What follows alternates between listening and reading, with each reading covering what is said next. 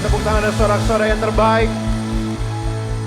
In the mighty name of Jesus, di dalam nama Tuhan Yesus yang berkuasa, kami serahkan semuanya ke dalam tangan-Mu Tuhan. We surrender all.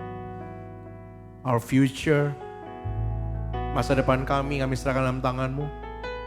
Kehidupan kami serahkan dalam tangan-Mu. Pergumulan kami serahkan dalam tangan-Mu. Karena kami percaya Tuhan yang kami sembah adalah Tuhan yang menuntun hidup kami.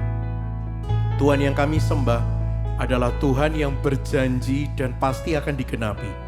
Tuhan yang kami sembah adalah Tuhan yang tidak pernah berubah dulu, sekarang, dan untuk selama-lamanya. Kalau dulu mujizat bisa terjadi, sampai hari ini kami percaya mujizat-Mu masih terjadi. Kalau dulu Engkau sanggup melakukan perkara-perkara ajaib, sampai hari ini juga Engkau sanggup melakukan perkara-perkara ajaib. Kalau dulu Engkau sanggup menyertai umat Tuhan, sampai hari ini penyertaan-Mu tidak akan berubah, tidak lekang oleh waktu, tidak lekang oleh masa. Dan kami serahkan ke dalam tangan Tuhan Yesus. Mari Roh Kudus beracaralah, tuntun hamba-Mu ini Tuhan. Pakai mulut bibirku untuk menyampaikan isi hati Tuhan. Pakai mulut bibirku untuk bisa menyampaikan firman Tuhan.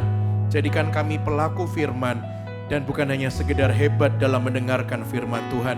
Jadikan hamba-Mu ini sebagai pelaku firman juga, bukan hanya sekedar mewartakan firman Tuhan. Hanya di dalam nama Tuhan Yesus. Teman-teman yang sore hari ini siap terima kebenaran firman Tuhan, sama-sama katakan amin. Boleh kasih tepuk tangan sekali lagi yang terbaik bagi Allah kita. Wow, thank you team praise and worship yang luar biasa. Sebelum duduk, teman-teman boleh kasih tos dulu kanan, kiri, depan, belakang, bilang begini. Senang sekali boleh kembali ketemu sama kamu. Silakan duduk teman-teman semuanya. Puji nama Tuhan. Selamat sore, shalom. Shalom. Apa kabar? Yakin? Puji nama Tuhan teman-teman semuanya. Kalau sore hari ini boleh kembali ketemu sama kalian semuanya. Punya kesempatan untuk kembali beribadah. Dan sore hari ini saya sungguh bersyukur karena dua hal saya bersyukur. Yang pertama karena kita sudah memasuki bulan yang baru. Dan saya bersyukur di bulan ini kita akan berbicara sesuatu hal yang luar biasa pada sore hari ini. Dan kita berbicara tentang bukan hanya sekedar kemerdekaan negara kita saja. Tapi saya berdoa, hal yang pertama yang saya syukuri, kita mau belajar untuk menjadi orang percaya yang merdeka, yang mau katakan amin. Merdeka it means kalian menang atas banyak hal, atas godaan, atas semua hal yang membelenggu. Kalian bukan menjadi pribadi-pribadi yang biasa, yang gak pernah berubah dulu, sekarang, bahkan untuk sampai selama-lamanya. Tetapi saya berdoa hari ini kita akan belajar sesuatu hal yang luar biasa. Dan yang kedua yang saya bersyukur hari ini ada beberapa divisi pelayanan yang hari ini ada pelayan-pelayan Tuhan yang baru melayani pada hari ini. Boleh kasih tepuk tangan teman-teman. Saya bersyukur ada banyak beberapa orang-orang yang baru terlibat dalam pelayanan. Dan saya mengencourage kalian untuk bisa melayani bersama-sama di tempat ini. Dan nantikan kalau nanti dibuka kembali audisi pelayanannya, teman-teman bisa mendaftar dan teman-teman bisa menjadi bagian dari GSCS Youth and Teens Pakuan Mall di Surabaya ini. Dan sore hari ini teman-teman, 1 bulan ini kita berbicara tentang kemerdekaan. Dan hari ini saya akan memulai bagaimana kita bisa merdeka, bebas, atau kita bisa mengendalikan kehidupan kita dari yang namanya temptation atau pencobaan. Sehingga sore hari ini saya akan membagikan isi hati Tuhan tentang temptation, identity over impulse. Bilang sama-sama identity. Bilang dengan suara keras, identity over impulse. Saya ingin membuka dengan sebuah pertanyaan bagi teman-teman semuanya. Saya selalu suka untuk memulai sebuah khotbah dimanapun saya berada dengan sebuah pertanyaan. Kenapa? Karena begini, pertanyaan yang saya lontarkan itu adalah pertanyaan untuk Anda dan juga pertanyaan untuk saya. Sehingga saya pastikan apa yang saya sampaikan untuk Anda ini adalah sesuatu juga untuk saya. Jadi saya menggaransi itu, saya bukan tipikal pengkhotbah yang pintar berbicara saja, tapi saya mau belajar dan saya mau menjadi seseorang yang bukan hanya sekedar cakap berbicara, tapi saya menjadi orang yang bisa menjadi pelaku firman. Teman-teman mau menjadi pelaku firman? Amin. Boleh kasih tepuk tangan yang terbaik bagi Allah kita. Ada satu pertanyaan, menurut teman-teman, apa godaan terbesar kalian hari ini? Boleh ada yang bisa kasih saya masukan? Apa yang menjadi godaan terbesar kalian hari ini? Sebelah kanan saya. Geraldo enggak usah takut, sekali-sekali jemaat ya, sekali-sekali jemaat. Hai teman-teman, hai. Godaanmu apa yang paling besar hari ini? Satu aja. Satu aja. Satu aja. Tolong saya. Ini live streaming. Kalau enggak ada yang ngomong malu. Satu aja. Godaanmu yang paling besar. Nih cowok yang paling ganteng pakai baju putih nih. Kamu bro. Godaan apa yang paling besar yang kamu hadapi saat ini? HP. That's good. Sebelah depan saya. Godaan yang paling besar yang kamu hadapi hari-hari ini apa? Uang. Siapa yang ngomong itu? Oh Aurel, ya uang. Oke Aurel, thank you. Sebelah kiri saya, tadi HP, uang. Godaan apa yang paling besar yang harus kamu hadapi hari-hari ini? Indomie. Indomie bro. Iya sih. Saya pernah sekali makan Indomie dulu. Itu 16 bungkus. Iya godaan terbesar. Iya dulu. Sekarang sudah enggak bisa. Jadi oke, Indomie. Selain Indomie jangan Indomie lah. Apa? Satu aja. Nyebut merek loh aku live streaming. Aduh nanti disomasi ini. Maaf Indofood maaf. Ini bukan saya tapi ini dia. Satu aja. Selain merek itu tadi. Satu aja. Selain HP, selain uang, selain mie. Apa? Satu lagi. Apa? Koko yang kacamata tuh yang ganteng tuh baju hitam tuh. Oh ya kamu bro. Kamu yang noleh kanan kiri. Satu aja. Apa godaan yang paling sulit kamu hadapi hari-hari ini? Tidur. Ya Tuhan, oke lah. Sebelah kiri saya setelah HP, uang, tidur, mie. Apa nih? Yang paling mengganggu Anda?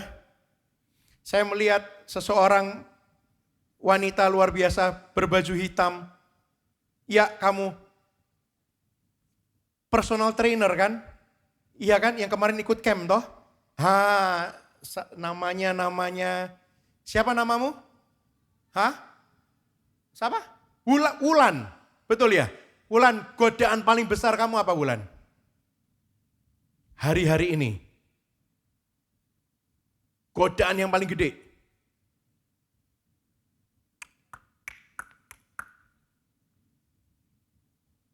Tidak ada godaan. Luar biasa. Tepuk tangan, wih bangga loh. Depannya aja. Ayo kalau kamu tidak bisa jawab, tidak usah pelayanan. Godaan yang paling besar apa?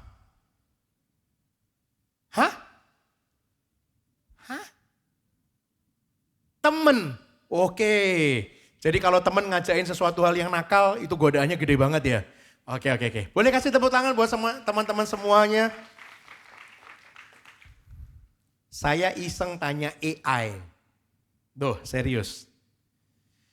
Karena saya kan kalau tanya dengan diri saya sendiri kan saya merasa kompleks banget lah ya. Kayaknya saya iseng saya tanya sama AI. Saya tanya sama AI. Halo gitu kan ya. Godaan terbesar kamu apa sih hari-hari ini? Kamu tahu AI itu bisa tulis begini. Halo Andrew, senang kembali ketemu dengan Anda. Semoga hari ini baik-baik. Kemudian dia maksudnya serius. dia keluarin satu pertanyaan, maksudnya begitu. Saya tanya lagi, godaan terbesar Anda hari ini itu apa? Kemudian dia tulis jawabannya. Tapi yang menarik begini, dia tulis jawabannya itu bukan jawaban pasti. Kenapa? Karena diawali dengan kata mungkin. Mungkin jawabannya ini. Yang pertama, pornografi. AI terikat sama pornografi ya. Oke. Yang kedua, media sosial. Oke, masih masuk di akal. Yang ketiga, pacaran yang toksik. Mau saya tanya AI, kamu pacaran sama siapa? Oke. Yang berikutnya, menyontek. Ternyata AI masih bocil juga. Kemudian, bohong kepada orang tua. Saya pengen tanya nama bapakmu sopo? Serius. Bapakmu jenenge sopo, mbokmu jenenge sopo? Saya pengen tanya, yang lihat live streaming, mbokmu apa? Mungkin agak kasar, itu adalah cari sendiri, tanya sama AI ya. Kemudian dia menyebutkan kemarahan. Wow. Dan dia menuliskan juga kecanduan game. Gamenya AI apa ya? Masa AI main Minecraft gitu, main Mobile Legends? Oke. Ini yang paling lucu. Dia nulis gini.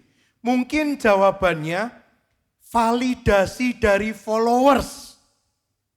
Saya cari di IG, di TikTok, di Threads AI itu akunnya apa ya enggak nemu. Dan yang terakhir dia bilang mungkin jawabannya FOMO. Tapi yang menarik dia nuliskan seperti ini. Itu mungkin ya. Dia tulis seperti itu. Teman-teman saya mencatat seperti ini. Apa yang tadi disampaikan jawabannya kurang lebih juga kita lagi ngalami. Iya apa iya?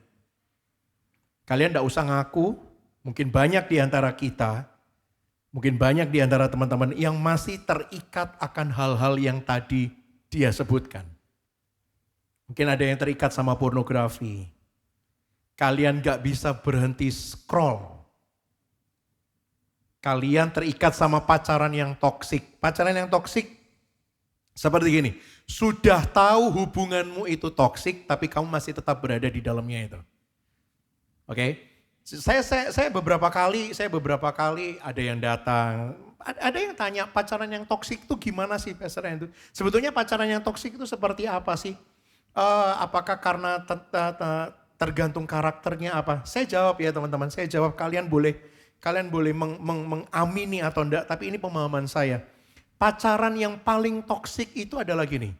Kamu tahu hubunganmu itu adalah hubungan yang toksik, tapi kamu masih tetap menjalankan. Itu adalah pacaran yang toksik. Boleh kasih tepuk tangan yang terbaik, yang kasih tepuk tangan jangan cuma satu. Bahkan bukan hanya dalam hubungan aja. Dalam pekerjaan, dalam kehidupan pertemanan, circle. Saya terlalu sering teman-teman. Jadi saya masih teringat ada satu orang yang pernah datang sama saya konseling sampai 2 jam waktu itu. Intinya konselingnya untuk supaya bagaimana dia bisa terlepas dari vape sama rokok. Saya sudah ngomong panjang lebar, saya sudah doakan, dia sudah nangis sampai umbelnya keluar kemana-mana. Tapi minggu depannya dia datang sama saya dan dia bilang, enggak bisa, sulit, saya sudah berusaha. Saya tanya, apa yang kamu sudah lakukan? Semuanya saya sudah lakukan, saya sudah berbuat semuanya. Itu sebelum youth konseling sama saya. Pulang dari sini, saya itu mampir ke Jiwok. Saya mampir ke sana, saya ngelihat dia lagi duduk sama teman-temannya, semuanya ada berlima, berenam itu, semuanya pada ngerokok. Kemudian saya ingin ngambil air panas, pengen tak siram sama air panas begitu kan ya. Gimana mungkin kamu bisa bebas dari yang namanya belenggu vape atau ngerokok, tapi kamu nggak mau keluar dari lingkunganmu yang toksik? That's mission impossible. Teman-teman harus catat itu. Saya tanya sama dia, loh kamu tahu nggak temenmu itu ngerokok semua? Tahu, Pastor. Tapi saya berdoa, saya berharap kita bisa lepas sama-sama dalam hati. Pret! Saya dalam hati bilang gitu. Teman-teman, semua hal yang berbau toksik, itu adalah godaan terbesar hari-hari ini. Dan semuanya itu punya akar yang sama. Akar yang sama adalah yang saya sebut sebagai impuls. Saya cari arti kata impuls dan saya menemukan impuls itu adalah ini. Dorongan atau gerak hati yang muncul secara tiba-tiba untuk melakukan suatu tindakan tanpa perencanaan atau pertimbangan matang tentang akibatnya. Saya persingkat, impuls adalah dorongan atau gerak hati yang muncul secara tiba-tiba tanpa memikirkan akibatnya. Pernah enggak ngalamin kayak gini?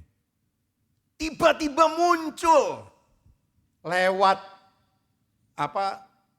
pop titik di bawah gitu kan ya. Kalian sudah tahu barang-barangnya itu blind box semuanya. Kalian nggak tahu dalamnya itu apa, tapi dalam hati itu kayak rasanya kepingin beli banget. Meskipun kamu nggak tahu itu dalamnya apa. Pernah kan ngalamin kayak gitu? Itu impuls, teman-teman.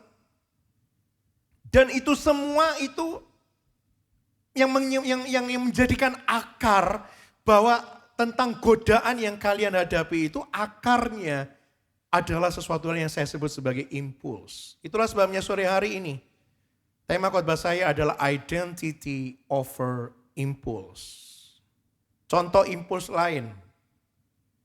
Orang yang lagi bulol, bucin total, itu impuls banget.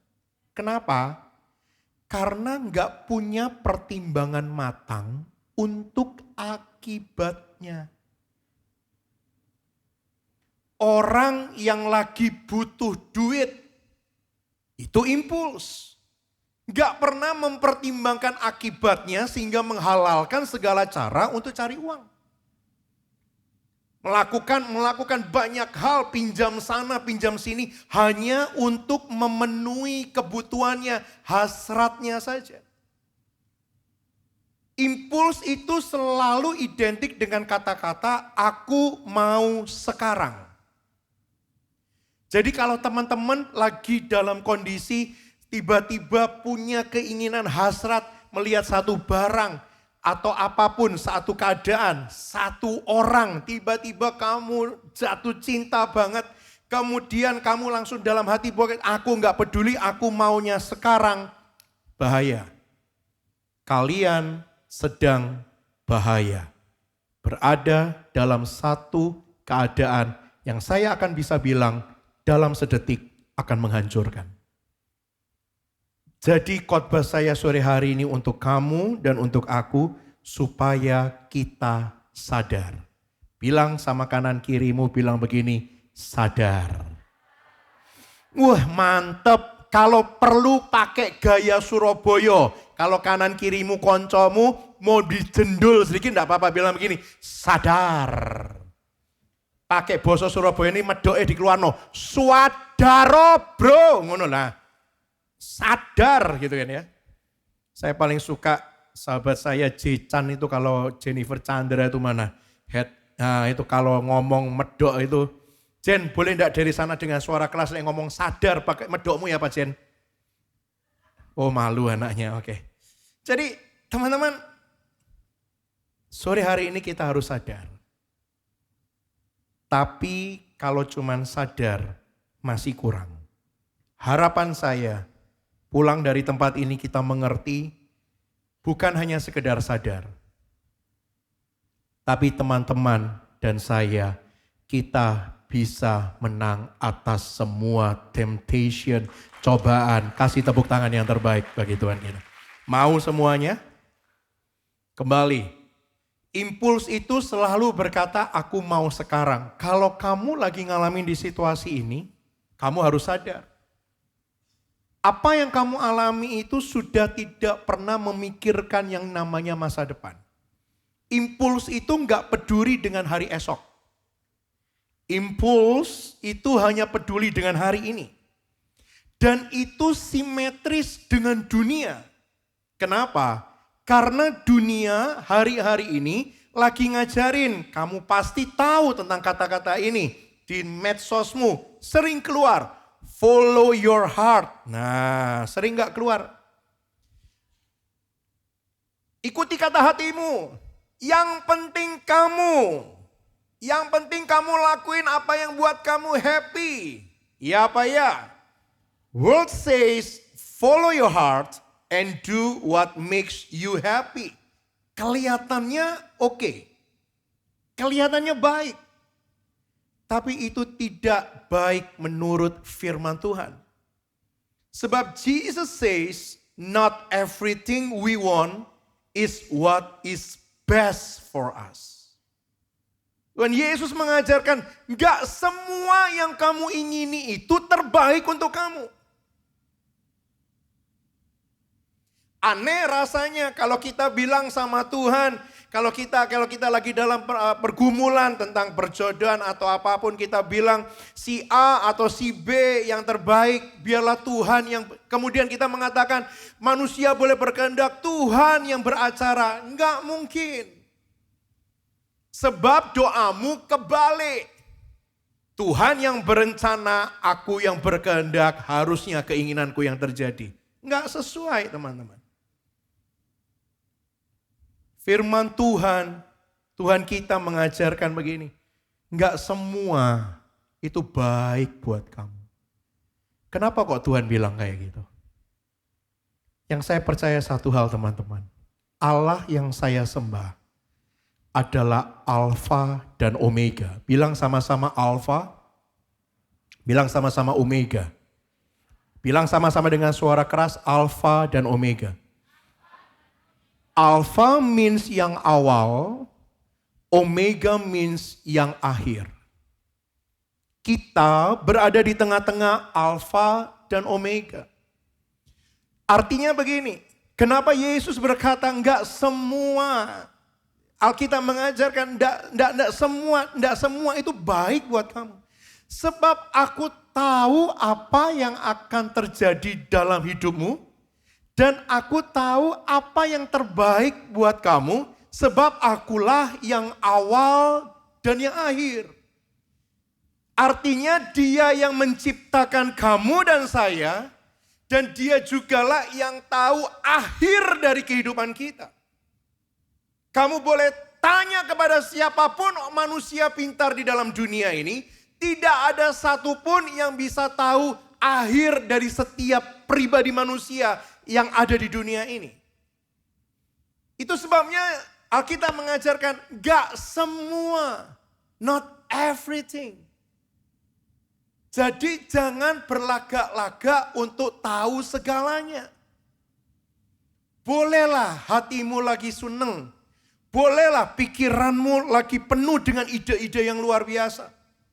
Tapi please, selalu biasakan andalkan Tuhan dalam setiap aspek kehidupanmu. Sebab dia yang paling tahu end of your story.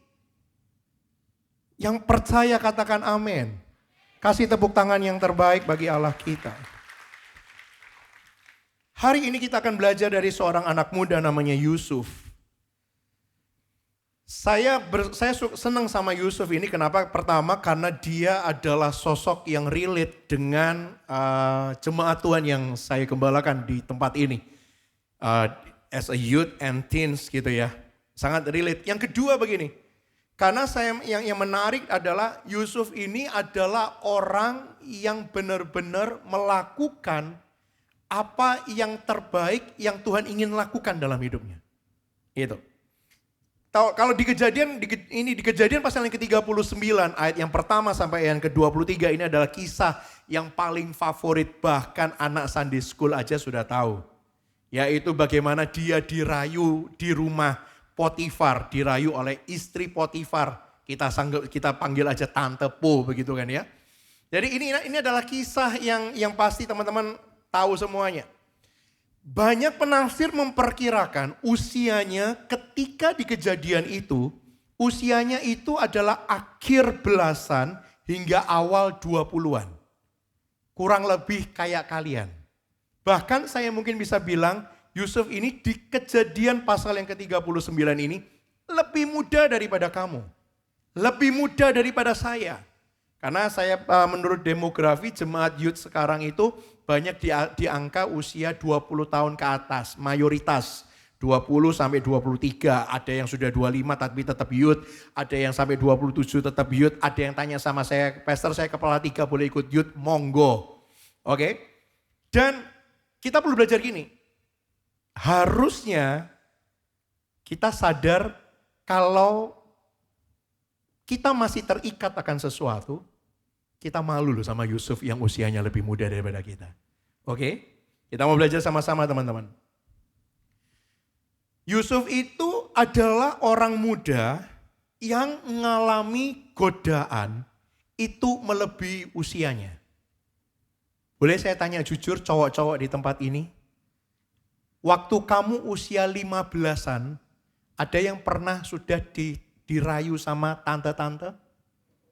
No, saya kan tanya apa adanya toh. Ada yang sudah pernah di awe-awe? Di mall gitu, ada tante-tante yang lihat, gitu. Ada yang pernah? Belum pernah. Jarang banget kayaknya. Saya pernah di awe, sungguhan, di tempat gym, saya tidak usah sebutkan namanya. Tapi yang ngawe saya laki, kudu tak jejek loh sama saya, sungguhan. Wih tatapannya itu Grace. Serius? Saya masih ingat waktu itu apa istilahnya RPM, bicycle ya kan? RPM. Lah saya ini dulu ini kisahnya sudah lama sebelum Covid. Karena saya itu gede banget, gendut banget, 126 kilo waktu itu. Saya itu enggak pernah pede untuk ikut kelas RPM itu di depan. Saya selalu di paling belakang. Saya selalu ngelihat yang di ujung-ujung sana yang ketutup pilar-pilar begitu. Saya memilih tempat-tempat seperti itu. Enggak nyangka kenapa saya baru sadar setelah beberapa kali ternyata ada orang yang sama yang suka di keadaan-keadaan seperti itu. Dan setelah saya menyadari orang ini agak aneh. Setiap kali instrukturnya naik stage gitu kan ya. Remnya itu kan ditambahin toh, dinaikin. Wah, ya saya kan juga harus genjot juga kan. Saya kan harus begitu saya sebelah kanan saya. Wow. Jauh usah tepuk tangan, tolak dalam nama Tuhan Yesus. Okay. Wow. Saya kan curiga. Saya di sebelah. Wow. Sambil genjot lah dia. Wow. Begitu. Dan satu kali saya masih ingat sekali, saya selalu taruh handuk itu di atas sepedanya Ko Andrew waktu itu Bri. Handuk itu tak taruh depan saya. Jatuh guys. Jatuh. Dan dia itu refleks di sebelah kanan saya, refleks itu dia ambil handuknya. Itu pikiran saya mau dikasih ke saya. Enggak, mau ngelapi keringat saya sambil begini. Wow. Enggak usah tepuk tangan, tolak dalam nama Tuhan Yesus ya. Oke, kembali ke sini. Saya yakin teman-teman, Yusuf waktu itu mengalami sesuatu godaan yang sangat berat dalam hidupnya. Satu, dia adalah seorang budak di sana. Di rumah Potifar, dia itu jabatannya enggak lebih dari seorang ART. Asisten rumah tangga. Seharusnya ya kalau kalian nonton sinetron Azab ya. Yang pernah tahu sinetron FTV seperti inilah. Yang namanya seorang yang masih muda, ganteng, dirayu begitu kan ya. Kan gak mungkin toh ngerayunya pakai nasi Madura gitu kan ya. Ayo sini saya kasih nasi. Gak mungkin. Kita pasti punya pikiran rayuannya itu kenceng banget. Ada uang di situ yang berbicara. Ada kedudukan di situ yang akan diberikan. Dan saya yakin Yusuf adalah anak muda yang mengalami sesuatu hal yang luar biasa, berat dalam percobaan itu. Tapi kita mau belajar. Apa rahasianya dia? Apakah dia punya iman yang lebih besar dari kamu dan aku? Apakah dia lebih kuat? Apakah dia lebih rohani? Atau ada sesuatu hal yang lebih dalam? Ini yang akan kita mau pelajari. Yang pertama, belajar dari Yusuf. Dia adalah seseorang yang know who you belong to. Kita harus belajar dari Yusuf yang pertama, know who you belong to. Kita harus belajar dari Yusuf, sadar dan tahu siapa yang menyertai kita. Yusuf adalah anak muda yang ketika dicobai, dia adalah anak muda yang tahu siapa yang menyertai dia di dalam hidup ini. Kejadian pasal yang ke-39, ayat yang kedua, ayat favorit banyak umat Tuhan. Sebab ayat ini berbicara seperti ini, Kejadian pasal yang ke-39, ayat yang kedua. Tetapi Tuhan menyertai Yusuf, sehingga ia menjadi seseorang yang selalu berhasil dalam pekerjaannya. Maka tinggallah ia di rumah tuannya orang Mesir itu. Kalimat awal itu adalah kalimat yang biasanya orang percaya gak menyadari. Yang orang percaya seringkali yang orang percaya itu baca adalah ia menjadi orang yang selalu berhasil dalam pekerjaannya. Banyak hamba-hamba Tuhan yang berkata, Bapak Ibu Saudara, berapa banyak engkau yang ingin selalu berhasil dalam pekerjaannya? Jemaat Tuhan pasti akan selalu bilang, latah banget. Tapi hari Senin kamu kerjanya mulai curi-curi lagi. Kamu hari Senin sudah melakukan kecurangan lagi. Hari Senin ngelakuin dosa lagi. Kenapa kok siklusnya kayak gitu ya, Pastor Andrew? Kenapa ya kok aku sulit banget? Jawabannya sederhana. Karena kita nggak sadar kita punya Tuhan yang selalu menyertai kita. Kita nggak sadar akan hal itu. Yusuf sadar. Dia tahu dalam kehidupannya selalu ada Tuhan. Dia tahu dalam kehidupannya, teman-teman tahu enggak nama lain dari Tuhan kita itu adalah Immanuel. Pernah tahu ya? Apa arti Immanuel? Tuhan beserta kita. Tetapi ada satu penafsiran yang menarik yang mengatakan gini. Arti yang paling dalam Immanuel itu gini. Bukan sekedar Tuhan beserta kita. No, ada yang lebih dalam. Arti Immanuel adalah Tuhan selalu ada dimanapun kita berada. Jangan amin dulu. Artinya kalau kamu lagi ngelakuin dosa, ada Tuhan di sana. Jangan gampang amin dulu. Kalau kamu lagi berbuat sesuatu yang salah dan kamu mengira tidak ada orang yang tahu, hello, ada Tuhan di sana. Jangan pernah menganggap Tuhan hanya ada di situasi di mana yang bisa kalau kamu panggil Tuhan, Tuhan ada. Kalau kamu tidak panggil Tuhan, Tuhan tidak ada. No.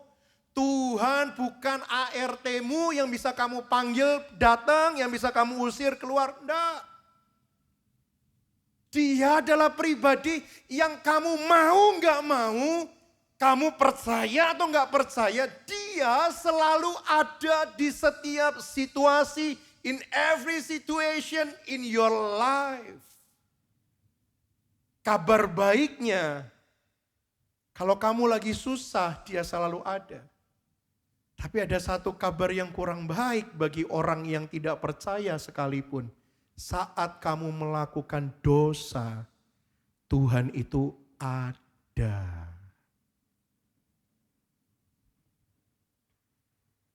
Karena Yusuf punya pikiran seperti itu. Dia adalah anak muda yang bisa menang atas semua godaan. Boleh kasih tepuk tangan yang terbaik. Dia tahu loh kalau aku ngeladeni tante satu ini. Maaf ya, kita berbicara lebih panjang lagi. Kalau aku melakukan apa yang tante ini mau, Yusuf sadar ada Tuhan yang menyaksikan dia sedang melakukan dosa. Ngeri teman-teman. Ngeri banget. Sehingga banyak anak muda yang berkata gini, nanti kalau ada godaan aku akan berdoa. Telat. Tetapi yang benar begini, hubunganmu dengan Tuhan yang kamu bangun setiap hari, itulah yang akan membuat kamu kuat setiap kali godaan itu datang.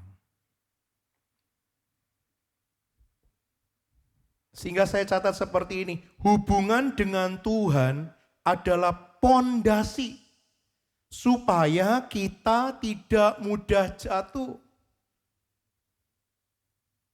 Catat baik-baik teman ini, perkataan ini.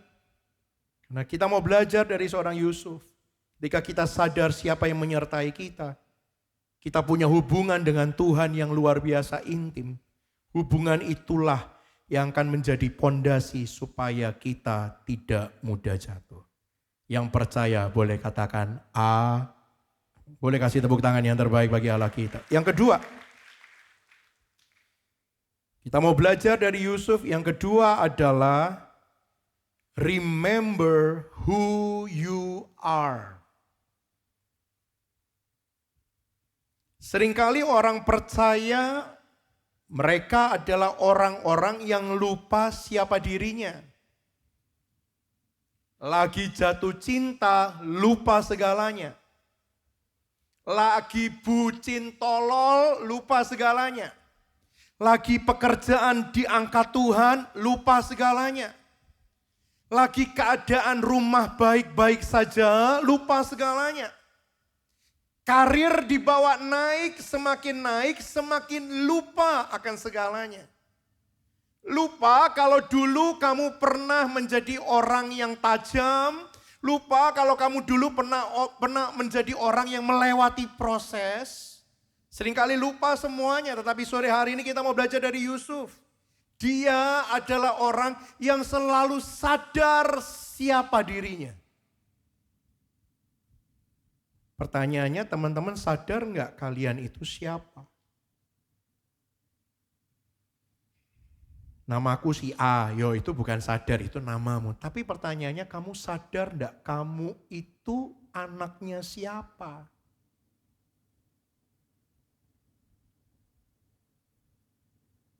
Kejadian pasal yang ke-39, ayat yang ke-7 sampai yang ke-9. Saya akan bacakan secara cepat bagi teman-teman semuanya. Selang beberapa waktu istri tuannya memandang Yusuf dengan birahi lalu katanya, marilah tidur dengan aku, next. Tetapi Yusuf menolak dan berkata kepada istri tuannya itu, dengan bantuanku, tuanku itu tidak lagi mengatur apa yang ada di rumah ini dan ia telah menyerahkan segala miliknya pada kekuasaanku, next. Bahkan di rumah ini ia tidak lebih besar kuasanya daripadaku dan tiada yang tidak diserahkannya kepadaku. Next. Selain daripada engkau, sebab engkau istrinya, bagaimana mungkin aku melakukan kejahatan yang besar ini dan berbuat dosa terhadap Allah. Teman-teman, saya yakin menurut kalian generasi sekarang ini, jawabannya Yusuf ini agak aneh. Coba kita pakai logika kita. Ada seseorang yang merayu, marilah tidur dengan aku. Tetapi Yusuf punya satu jawaban di luar nalar. Dia bilang, bagaimana mungkin aku berdosa kepada Tuhanku?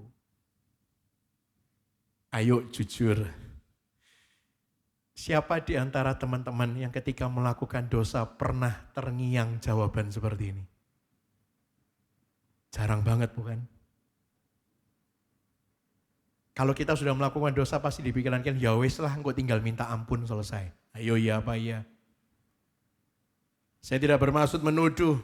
Pertama kali yang pernah melakukan hubungan free sex di luar nikah. Pasti kalian punya pikiran seperti itu. Ya wes lah wes kadung. Bener apa bener? Ayolah coba ini, coba rokok inilah. Kalau nggak batuk aman, kalau batuk berarti kamu disertai malaikat pret. Waktu sudah tarik, gini nggak batuk pasti dalam kalian, lumayan ya. Atau waktu tarik sekali langsung bilang, cuma sekali Tuhan. Minta ampun, selesai. No. Yusuf mengajarkan kepada kita cara yang paling ampuh untuk melawan godaan adalah sadar kita ini siapa. Dia bilang, bagaimana mungkin aku melakukan dosa sebesar ini terhadap Allah. Pelajaran besarnya, saat godaan datang, itu selalu ada dua suara. Saya selalu sering ditanya, Pastor gimana cara bedain suara Tuhan sama suara hati? Nah ini nih. Saya sedikit nyentil ke sana. Dengarkan baik-baik. Saat kalian mengalami yang namanya godaan atau temptation atau permasalahan apapun, selalu ada dua suara. Selalu ada dua suara. Suara yang pertama itu adalah suara yang cenderung menetralkan semuanya. Contohnya, gak apa-apa. Dikit-dikit aja. Gak ada yang ngeliat. Orang sudah gede kok. Atau mungkin ada yang bilang, gak apa-apa. Papamu ngerokok kok. Samalah, imbang. Tetapi selalu ada perkataan yang membuat kita itu merasa bahwa hal yang kita lakukan itu keliru. Saya yakin teman-teman, apalagi kalian orang-orang percaya. Coba cek dalam hidupmu, dalam persoalan yang pernah kamu alami. Pasti kamu pernah berada di satu titik yang ada dua sisi yang muncul dalam dirimu. Sisi yang pertama adalah sisi yang menetralkan, membolehkan semuanya. Dan sisi yang kedua itu adalah sisi yang kamu kayak merasa, salah ini kamu ngelakuin ini. Kamu ngelakuin ini salah. Enggak bener loh yang kamu lakuin ini. Pernah apa pernah? Pernah ngalami ini enggak? Terus pertanyaannya, apa yang membuat satu perkataan itu bisa membuat yang membuat kita tidak mendengar? Seringkali gini loh teman-teman, makanya gini. Janganlah menjadi orang yang toksik dalam hidupmu sendiri. Jangan gampang mempersalahkan orang lain yang toksik, keadaanmu yang toksik. Yuk belajar. Sadar bahwa seringkali kita itu pintar menyalahkan orang lain dan keadaan. Tapi kenyataannya yang paling toksik itu adalah diri kita sendiri. Sebab kalau ketika kita toksik, kita nggak pernah bisa tajam lagi mendengarkan mana yang benar dan mana yang salah. Pernah enggak sih kamu berada di satu teman atau circle yang temenmu itu wangel pol dibilangi? Pernah enggak? Sudah tahu loh apa yang dia lakukan salah, kamu ngomong sampai bibirmu turun ke lantai enggak didengerin. Pernah? Pertanyaannya, yang toksik siapa? Yang toksik siapa? Ya orang itu tersendiri. Jadi sore hari ini teman-teman, kamu mau kembali menang atas semua godaan. Kamu mau menang atas semua pencobaan. Belajar dari Yusuf untuk tahu, ingat siapa diri kita. Saya catat, temptation selalu menanyakan, temptation asks, what do you want? Identity asks, who are you?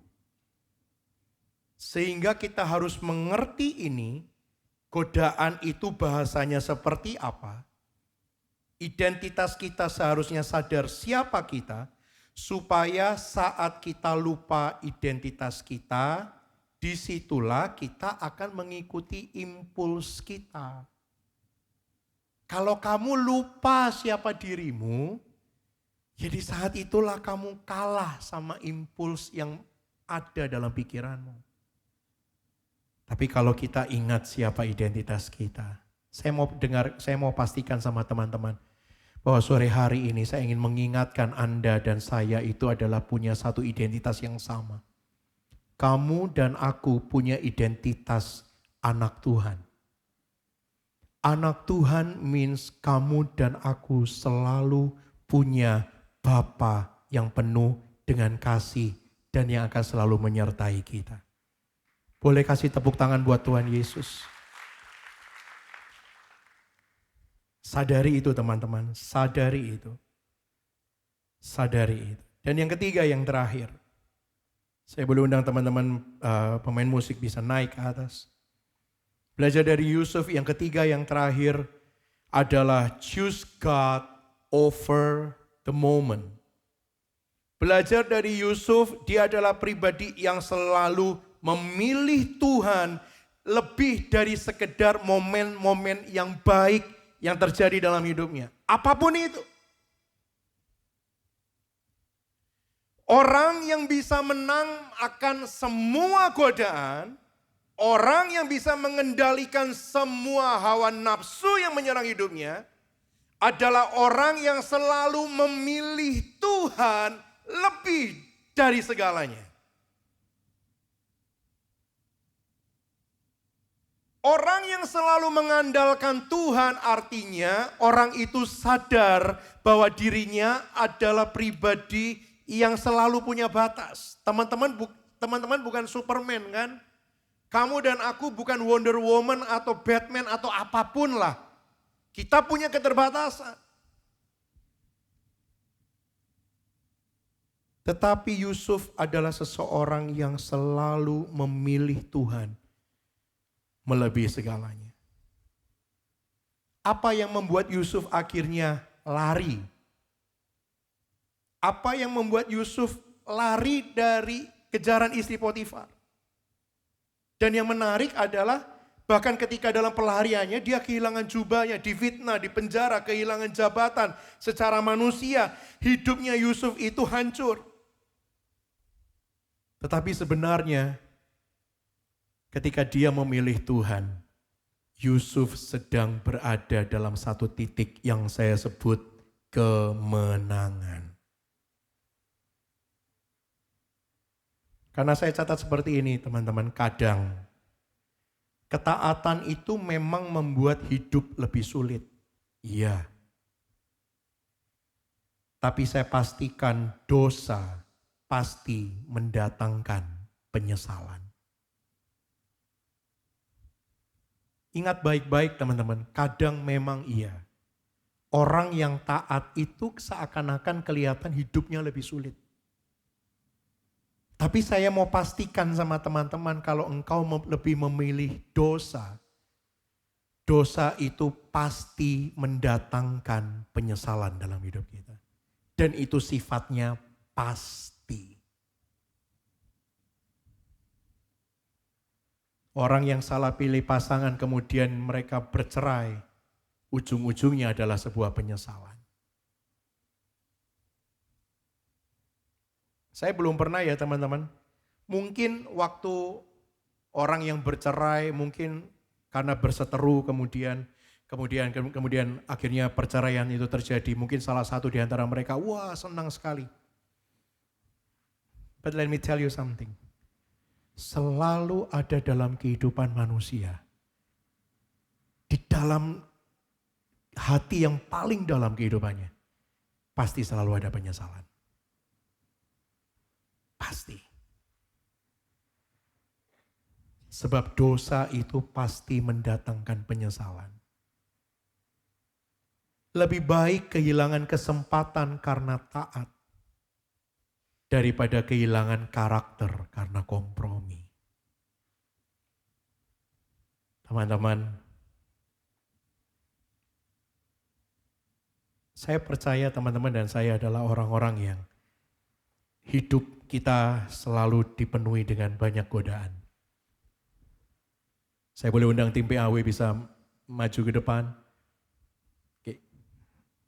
Godaan apapun, godaan itu banyak. Saya teringat akan satu kisah di mana ini kisahnya sudah lama. Jadi satu kali teman-teman, saya ini ada sepasang suami istri yang akan mengadakan bukan silver anniversary lagi, tapi golden anniversary karena usia pernikahan mereka 55 tahun, saya masih ingat itu. Dan saya manggilnya sama tante.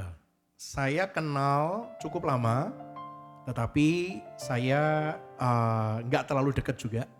Jadi saya manggilnya tante begitu kan ya.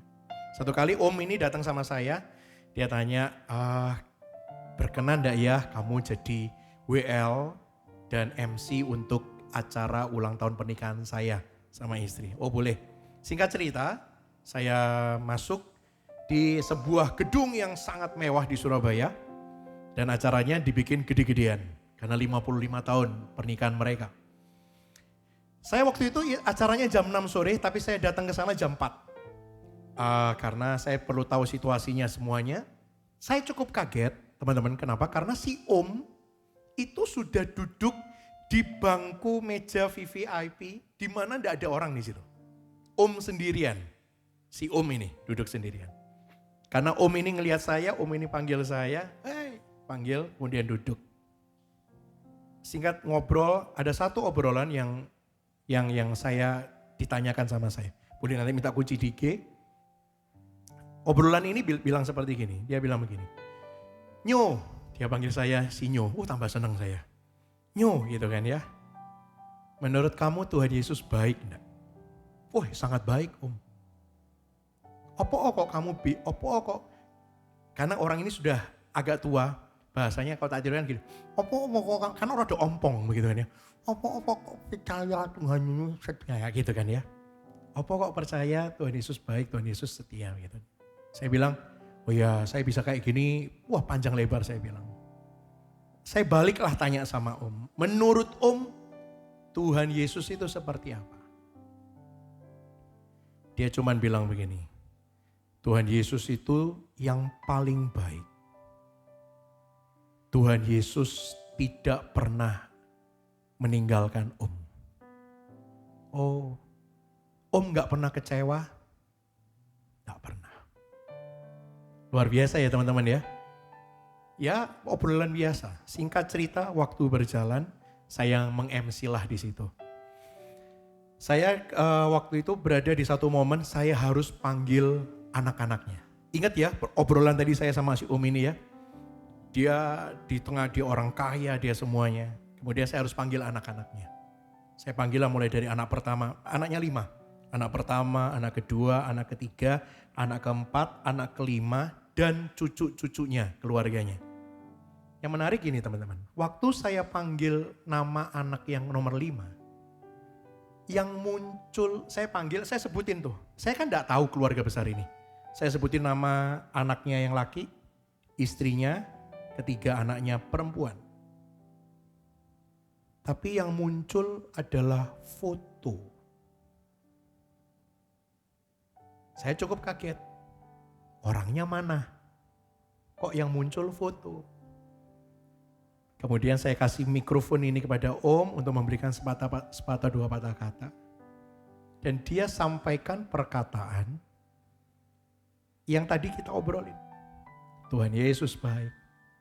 Tuhan Yesus tidak pernah mengecewakan. Sekalipun dia bilang, dari kursi rodanya dia berdiri. Sekalipun 2 minggu lalu satu keluarga anaknya meninggal dalam kecelakaan. Saya syok teman-teman. Only 2 weeks. 2 minggu yang lalu ini ngalami ini. Tapi dia di hari itu dia bilang aku gak kecewa sama Tuhan. Teman-teman, ini punya godaan untuk bisa marah sama Tuhan. Iya nggak sih? Iya nggak sih? Sama kayak kamu kan? Sama kayak aku toh? Kalau doamu nggak dijawab Tuhan, seringkali kita kecewa, iya nggak sih? Ada godaan untuk membuat kita kecewa.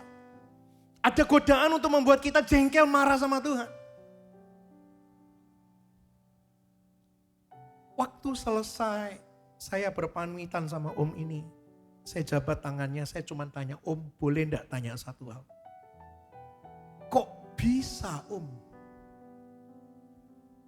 Dia cuma bilang, aku tahu siapa Tuhan, Kunyo. Aku tahu dia tidak akan pernah meninggalkanku. Aku tahu aku ini siapa. Om tidak berhak atas hidupnya anaknya Om dan cucu-cucunya Om. Dan ketika badai itu harus datang, Om memilih Tuhan daripada segalanya. Saya langsung netes air mata. Saya berdiri di hadapan Om ini.